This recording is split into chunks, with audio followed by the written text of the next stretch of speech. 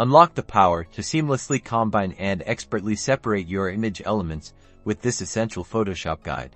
Let's dive straight into merging layers, a fundamental skill for streamlining your workflow and creating unified visual elements. First, identify the layers you want to combine in the Layers panel. Click on the first layer you wish to merge. Then, hold down the Shift key on your keyboard and click on the last layer in your desired sequence.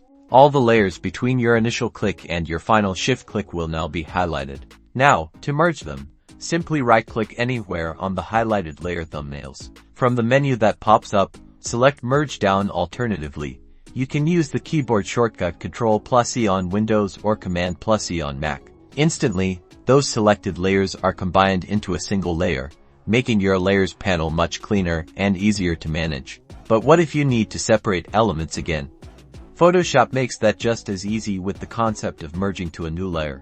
To unmerge, or rather, to duplicate elements onto their own individual layers, we first need to select the specific part of the image you want to isolate. Use your preferred selection tool to carefully outline the area you wish to separate. Once you have your selection, right-click within the selected area.